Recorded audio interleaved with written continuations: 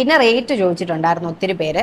Cost പറയുമെന്ന് പറഞ്ഞിട്ട് പറ്റിക്കുകയാണോ? അങ്ങനെ പറ്റിക്കാം എന്ന് പറഞ്ഞിട്ട് ഇട്ടൊരു വീഡിയോ അല്ല അത്. ഞാൻ തംബ്നെയിലിൽ കൊടുത്തിരുന്നത് നമുക്ക് എത്രയും വിലക്കുറവിൽ ചെയ്യാൻ പറ്റുമോ എന്നുള്ളതാണ്. രണ്ടാമത്തെ കാര്യം, ഞാനിപ്പം കോസ്റ്റ് എടുത്ത് പറയാതെ ഞാൻ പറഞ്ഞതിന് കാരണം എന്ന് പറഞ്ഞാൽ എല്ലാവർക്കും ഒരേ കോസ്റ്റ് അല്ലാരും എല്ലാ ക്ലിനിക്സിലും ഒരേ റേറ്റ് ആവണം എന്നില്ല. എല്ലാവരും ഈ പറയുന്ന അലൈനർ പ്രൊവൈഡ് ചെയ്യുന്നത് ഈ റേറ്റിന് ആവണം എന്നില്ല. ഞാൻ പറയുന്ന അലൈനർ അല്ലെങ്കിൽ എന്നെ അപ്രോച്ച് ചെയ്യുന്ന പേഷ്യൻസിന് ഞാൻ കൊടുക്കുന്ന അലൈനർ അല്ലെങ്കിൽ ഞങ്ങളുടെ ഒരു ബഡ്ജറ്റ് എന്ന് പറയുന്നത് ആയിരിക്കണം എന്നില്ല വേറൊരു ക്ലിനിക്കിലുള്ള റേറ്റ്.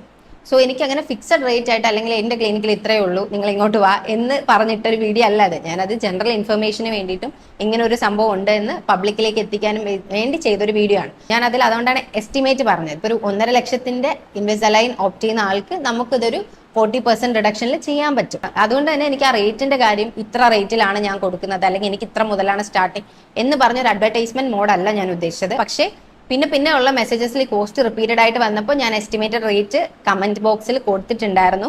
വീണ്ടും എനിക്ക് ഇങ്ങനത്തെ മെസ്സേജസ് വന്നപ്പോൾ ഞാൻ കമന്റ് ഓൾറെഡി കമന്റ് ചെയ്തിട്ടുണ്ടെന്ന് മെസ്സേജ് അയച്ചു. അത് കഴിഞ്ഞ് കമന്റ് പിൻ ചെയ്തും വെച്ചു. പിൻ ചെയ്ത് വെച്ചതിന് ശേഷം എനിക്കറിയില്ല വീണ്ടും ആൾക്കാർ കമന്റ് ചെയ്യുന്നത് കോസ്റ്റ് എവിടെ എന്നാണ്.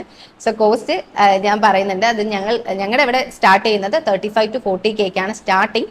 സോ ബാക്കിയെല്ലാം നമ്മൾ ഡിപ്പെൻഡ്സ് ഓൺ ദ കേസ് ആണ്.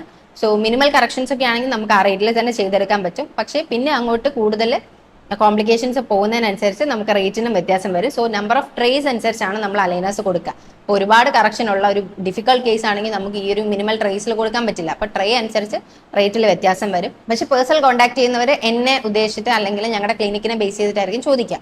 സോ അതുകൊണ്ടാണ് ഞാൻ അവരോട് ഡയറക്റ്റ് DM ചെയ്യേ എന്ന് പറഞ്ഞിട്ട് എല്ലാം ഞാൻ DM ചെയ്തോ എന്ന് പറഞ്ഞത്. കോൺടാക്ടിങ് നമ്പർ ആയാലും ഞാൻ ആദ്യം നമ്പർ കൊടുത്തിട്ടുണ്ടായിരുന്നില്ല, ഇൻസ്റ്റ മാത്രമേ കൊടുത്തിട്ടുണ്ടായിരുന്നുള്ളൂ. പിന്നീടും ഇങ്ങനെ ഇൻസ്റ്റ ഇല്ലാത്ത ഒരു മെസ്സേജ് അയച്ചു, എങ്ങനെ കോൺടാക്ട് ചെയ്യുമെന്ന് ചോദിച്ചപ്പോഴാണ് ഞാൻ നമ്പർ പ്രൊവൈഡ് ചെയ്തത്. സോ അങ്ങനെ എന്തെങ്കിലും ആർക്കെങ്കിലും ചെയ്യണം എന്നുണ്ടെങ്കിൽ ഞാൻ നമ്പർ കൊടുത്തേക്കാം, നമ്പറിൽ കോൺടാക്ട് ചെയ്യുക.